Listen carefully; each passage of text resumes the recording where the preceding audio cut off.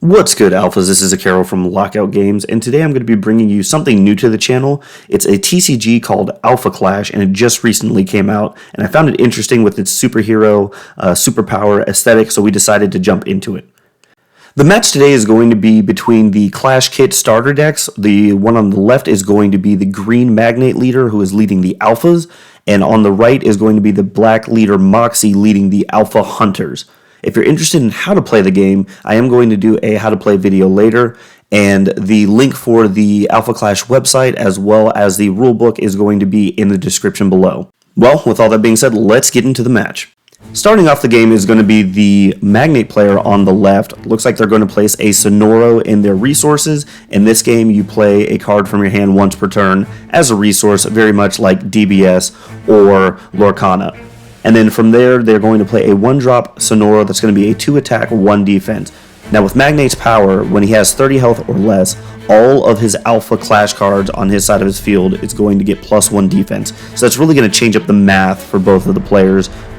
Looks like the Moxie player played a Sergeant Weber as their resource, and then goes into a Captain Maxine Riggins as their 1-drop, it being a 2-1. So something that's interesting is the Moxie player actually would be able to attack this turn if they wanted to. None of your Clash cards, which are going to be the characters that you play for attack and defense, have summoning sickness in this game. That being said, all Clash cards also are able to block as well. So it really lays into the strategy of having to respect what's in your opponent's hand during their turn, as they could counterattack if you overextend. But after playing a resource, it looks like the Magnate player is going to drop a 2-drop Menacing Magnate. So he has Flight and Breakthrough, which are two very good keywords. Breakthrough is going to allow any extra damage from a clash to spill over onto the leader, and then Flight means that they can only be blocked by a card that has Flight or Interception. So the Magnate player is going to swing into the Moxie leader for 2 damage, and not being able to block the Moxie player is either going to have to take the damage or play a Clash buff, but they don't have it, so it looks like they are going to go down to 28. Following up that attack, the Magnate player is going to swing in with Sonoro. He is also 2-2, and it looks like Moxie is just going to take that, going down to 26. And in this card game, as your leader goes down in health, they normally have a second ability that triggers once they get into like a wounded state. And finally, it looks like Magnate's going to swing into himself for 1 damage, so all the leaders have attack and defense values as well, and are able to affect things on the board by swinging into them. So it looks like both players are going to take 1 damage, Magnate going to 29 and Moxie going down to 25. But when you're ahead, it makes sense to kind of push this pace, and looks like Magnate wants to play a lot more of an aggro style deck.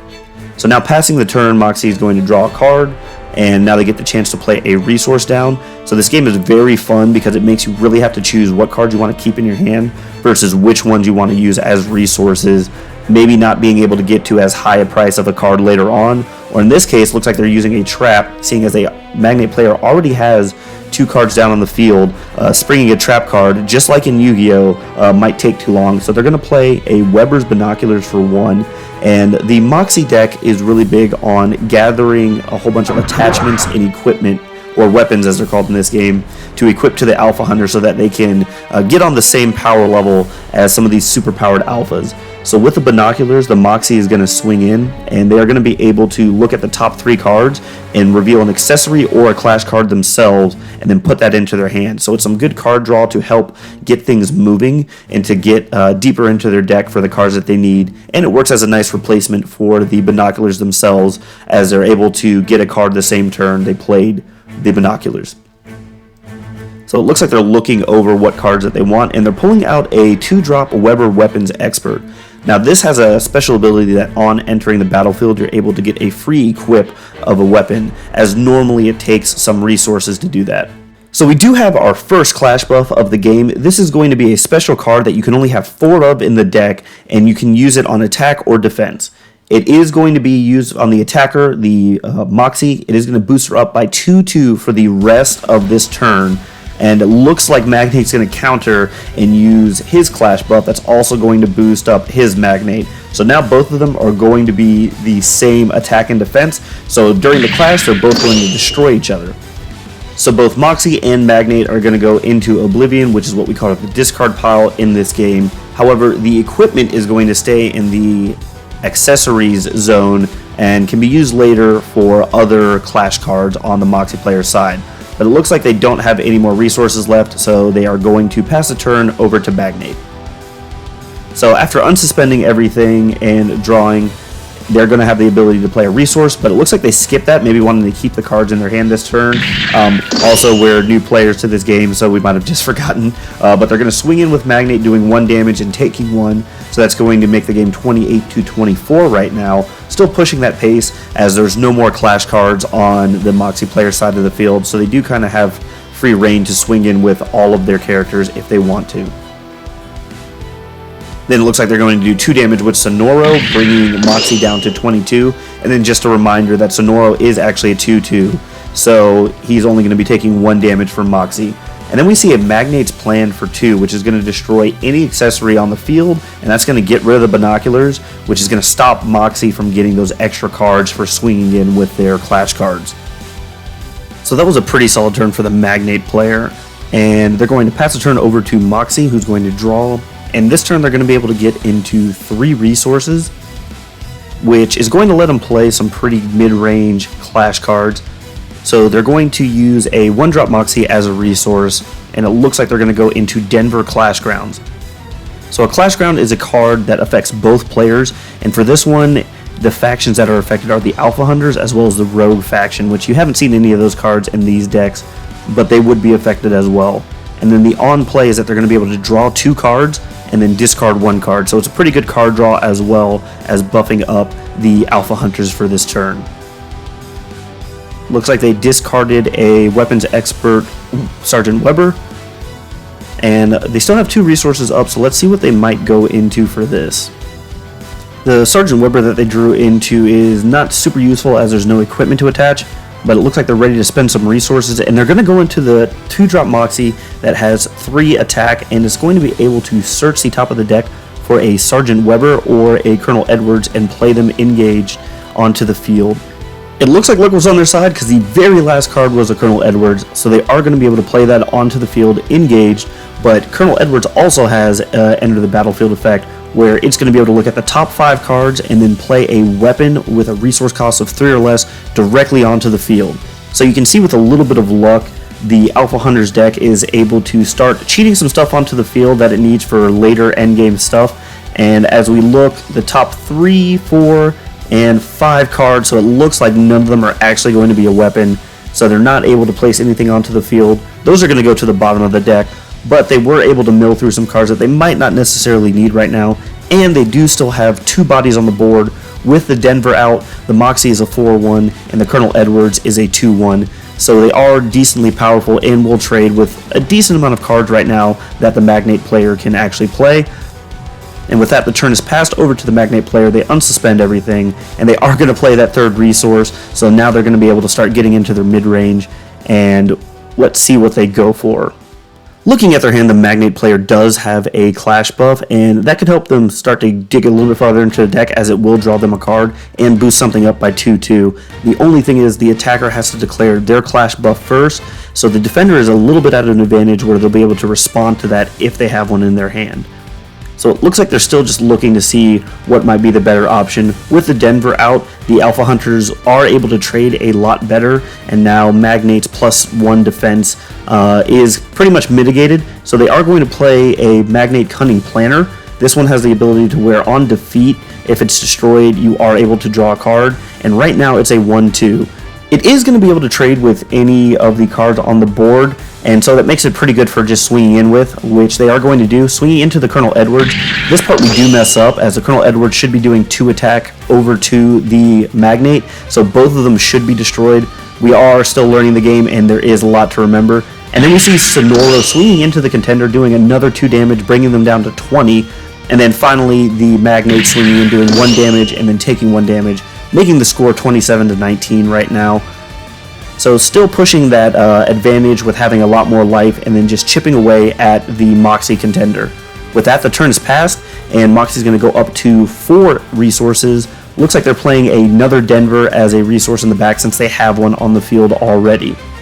With a Clash Grounds, however, if you do try to play another one, it will overwrite the old one, and then you would get any new enter effects that would happen because of that. Looks like the Moxie player is going to spend 4 resources and then play the Moxie's heavy power armor. So this is a pretty strong weapon. It does cost 3 to attach, but it does get cheaper as you have more Alpha Hunters on the board. And you do take 1 damage to your Moxie contender, but it gives plus 4/4 and fly to any of the Alpha Hunters that it's attached to. So it is a pretty good mid to late game weapon that can be used for the Alpha Hunters. And with that, they're just going to pass the turn over to Magnate. Magnate's going to place a 4th resource for the turn, and looks like they have a 3-drop Sonoro in their hand. Going to swing in with their contender first, and that's going to do 1 damage and take 1 damage. So we have 26 health to 17 health right now. Then Sonoro is going to swing in for 2. That's going to bring the Moxie down to 15. And then another swing in with the Magnate Cunning Planner, bringing Moxie down to 14. Looks like the Moxie player didn't want to block, as that's their only Clash card that they have on the field right now. And then with Sonoro coming out, they are going to be able to send their Magnate to the Oblivion. This is going to let them draw a card with the effect. And then with Sonoro's effect, they're going to be able to place another card back from their Oblivion onto the field and gain the effects from that. It is not going to be able to attack this turn, and it looks like they're going to go for the Menacing Magnate, so that 2/1 with with flight and breakthrough. So that was a pretty good turn, and at this point Sonoro can attack as well. It doesn't do a whole bunch of damage, but it would be pushing the pressure on the Moxie player, bringing them down to 13, and that's exactly what we see. So Sonoro is going to go in, bringing Moxie down to 13, and that was a lot of damage this turn. And you can see with just a few resources, you're able to do a lot in this game, and it does feel really good when you're able to play stuff. So passing the turn over to Moxie, they are going to set their 5th resource. Looks like they're just deciding on what they want to go for. And this is just a cool aspect of the game. It's always such a choice to decide what you want to use as your resource and what you want to save for something for the future. But it looks like they're going to get rid of one of the binocular weapons, as they might already have enough weapons in hand, and they really need to get some bodies on the field. So we do see a Weber Weapons Expert. This is going to let them attach an Alpha Hunter with a free weapon. So it looks like Moxie is going to go into her power armor, attach that, and now she is really big. She gets plus 4/4 just from the armor, and she was already at 3 power base and Denver. So she is going to be able to swing for 8 on anything, and she does have flying, so the only thing that's going to be able to block is going to be that Menacing Magnate right now. So you can see how quickly, just with the right weapons and equipment, the Alpha Hunters are able to strike back against the Alphas, and it feels super thematic. The cards look really cool, and it kind of tells this story that's going on. So Moxie is in a prime position to deal with pretty much any of the Alphas on the board, or to do a whole bunch of damage over to Magnate. So it looks like the Moxie player is just kind of thinking about what they want to do, as they're able to either clean up the board right now or try and deal some damage. So Moxie is going to get suspended. She is swinging. Let's see what the target might be. Like I said, she is able to pretty much take care of any of the already exhausted Alphas that are on the board, and the only one that would be able to block her would be that Menacing Magnate. It looks like no Clash buffs are going to be played, and right now with the boost just from the power armor right now, there really wouldn't be anything that would be able to do enough damage to take out the Moxie, as the highest power on the board on the Magnate side is 2 from that Menacing Magnate. Looks like the Magnate player might be thinking about playing the Clash buff, but they decide against it, and the Moxie's just going to swing right into the Magnate contender, bringing him down to 18. In just one turn, we see all that life starting to disappear, and the Sergeant Weber is still available to block for the Moxie if necessary. But spending 3 resources, we see a Colonel Edwards coming out, so another 2/1, and being able to look, and that's 2 Clash buffs off the top of the deck, an 8-cost Moxie, but there is a hit with the jetpack. The jetpack is a cost of 3 resources, and that is going to give another decent sized boost to any of the other Alpha Hunters. It does cost 2 to equip it, so it won't be able to be equipped right now since the Moxie player's resources are all down. But next turn they are going to be able to equip somebody with a jetpack that's going to be able to boost them up a lot more. And then we see the Colonel Edwards swinging another 2/1 into the Sonoro, so this would be a trade, but this is going to clear up the board for the Moxie player side right now, so they don't have to worry about as many swings coming into them with only 13 health left on their Moxie. And here Magnate is going to play the Power Overflowing, so this is going to boost up the Sonoro to a 4-4. It is going to be able to survive against the Colonel Edward right now, as it's just a 2-1. So that was a little bit of a greedy play from the Colonel Edwards to try and take out the Sonoro without a Clash buff behind it. And they are going to get punished for that. So now they have one less body on the board as they pass the turn over to the Magnate player, who has 3 Clash cards and a decent amount of life lead over them right now. So deciding on what to play for a resource, the Magnate player looks like they drew a trap, and they could possibly play that, or a menacing correction, a Magnate's plan, which is able to get rid of, once again, any accessory that is going to be on the field. So Sonoro is going to swing in for 1. It does have a decent amount of defense right now, still at a 1-3, and the Moxie player is just going to let that go, and they're going to take 1 damage, bringing them down to 12 right now. So let's see if they decide to actually get rid of that power suit. They are going to swing in with other Sonoro for the 2-2 right now. Let's see if they decide to block with the Sergeant Weber just to take a little bit less damage. But there is something to note that at 10 or less health, Moxie is able to use another ability that she has, where she can equip a weapon onto an Alpha Hunter once per turn for free. And it looks like, knowing that, the Moxie player is going to let that 2 damage go through. So now they have that ability activated and can use it on their next turn when they have 6 resources to play a big weapon and then quickly equip it. But Magnate, having enough of that power armor, is going to play a Magnate's plan for 2 and get rid of an accessory, and then they're going to play a trap card. So the way traps work in this game is you are able to play them face down in your accessory zone without having to pay anything, and then when you want to activate them, you pay the resources for that. So Magnate is going to swing into Moxie, bringing her down to 9 at this point, still having a pretty substantial lead, and now getting rid of that power armor, which was causing a really big problem for Magnate's health. Then the turn is passed over, and it's going to be Moxie's turn. So at this point, they can go up to 6 resources and pretty much play any of their big bombs, or start throwing down some really powerful weapons and then equip them at least once for free with Moxie's ability. It seems like they are tapping 4 resources, and then they're going to play Moxie Prime to Clash. So this is going to be normally a 5-drop, but it costs 1 less for each weapon that you have on the field, and then you can only play 1 per turn. And that is actually going to be able to get rid of the Menacing Magnate with its other effect, getting rid of a Alpha Clash card with a cost 2 or less. So that was a pretty big swing, and it's already a 3-3 and able to swing, so now it can be equipped with the light power armor if the Moxie player wants, and become pretty much a 5-5 with flying and do some real damage over to the Magnate player. And then with Denver still on the board as a Clash ground, it is going to get +1 attack as well. So we see the light armor being equipped on the 3-1 Moxie, and it looks like they went ahead and used Moxie's ability, the Contender's ability, to equip it for free. So now the Moxie has flying, and it is a 5-3. Correction, it's going to be a 6-3 because of Denver being on the field.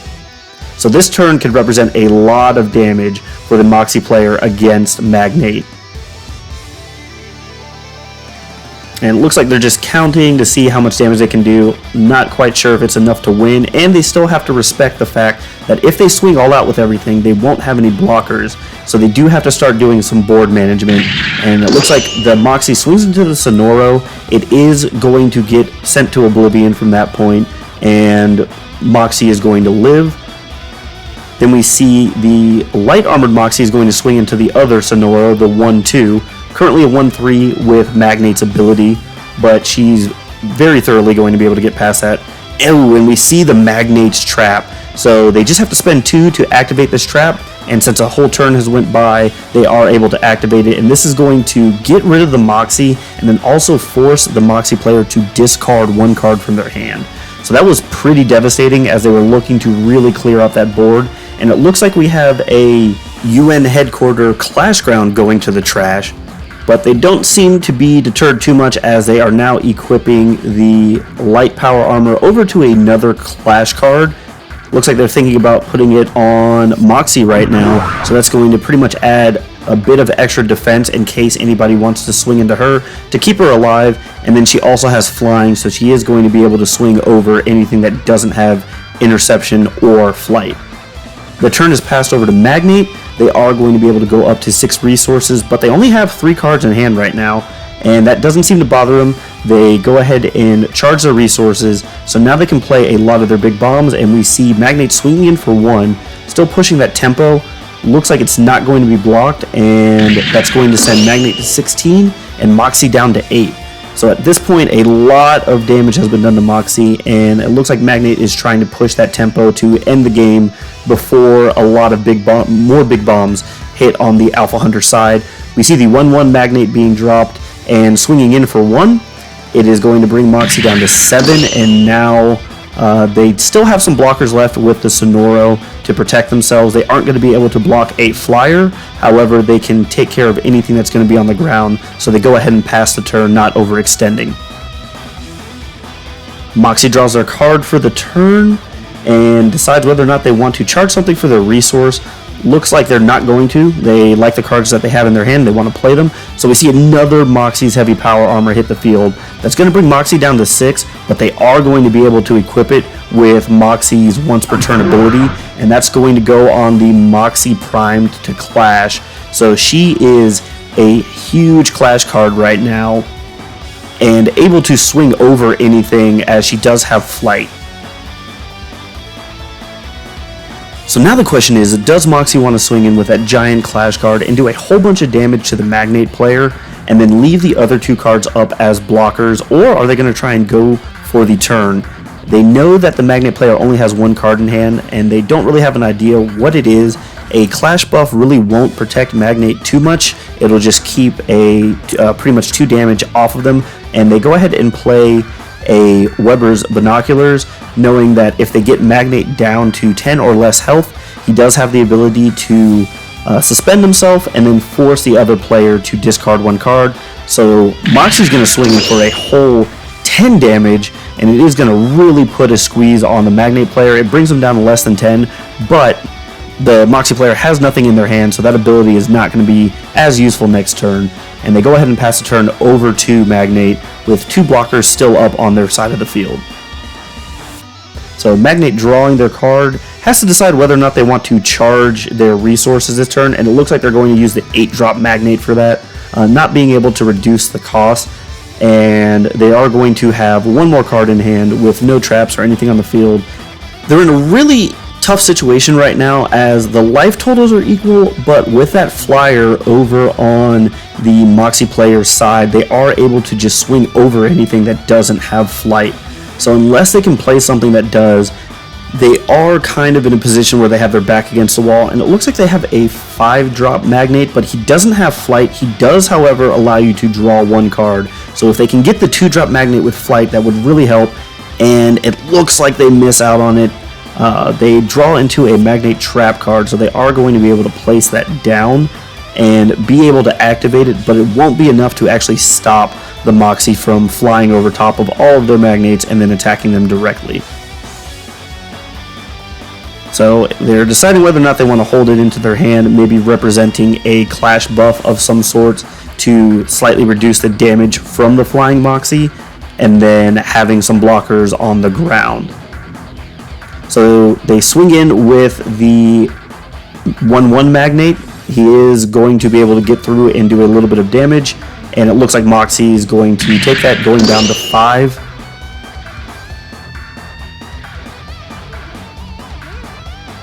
Looks like at this point they're still representing maybe having a Clash buff in their hand. They do swing in with the recently played Magnate as it doesn't have flight, so nothing can block the Moxie in the air, but this would be able to actually take out the Moxie player if they had a Clash buff, so they have to block that to not take that possible damage and lose the game. So that's pretty smart play from the Magnate player, just representing that Clash buff, and then the Sonoro swinging in for 1 as well, bringing the Moxie player down to 4. At this point, they're going to swing in with a Magnate, doing 1 damage. The only person able to block it would be Sergeant Weber, and it would be a trade that would be in a bit of a favor of the Magnate player, so it looks like they're going to just take that damage going down to 4, and then the turn passing over to the Moxie player. At this point, we know that there isn't anything that the Magnate player can do, not having a flying blocker, or really anything that's going to be able to stop that giant Moxie on the field. So they are going to swap out the Denver for the United Nations headquarters. This is actually going to give all the Alpha Hunters +2 attack as well as interception. So this for sure seals the deal. Looks like the Moxie player is still just trying to figure that out. Even with the clash buff, the Magnate player is not going to be able to block this attack. So they swing in over top, and that is going to end the game, bringing the win for the Moxie player. I really hope you enjoyed the game. As I mentioned, we just picked this up with my local play group, and we've been having a lot of fun with it. A lot of the mechanics that are in the game are very familiar to TCG players, and they are a lot of fun. It is very synergistic. The matches go by pretty quick, and there was a ton of lore and just flavor to all of the characters in the game and just how they operate, and it feels very thematic. The big thing is it's also very accessible. I was able to find product for this online pretty easy and able to get it pretty quick. So if you're maybe looking for a new card game, I would highly recommend trying this. I have had a lot of fun with it so far and the world that it's trying to build. As I mentioned at the beginning of the video, all of the links for the main website with the card list, the lore for the characters, as well as the Discord will be down in the description of the video below, and I am looking forward to making more videos with more constructed decks as time goes on to showcase a little bit more of the game and how some of the other mechanics work. Well, that's all I have for the video. Please leave a like if you are interested in Alpha Clash, or leave a comment down below and let me know what you think about the game just from what you've seen so far, and I'll catch you guys later.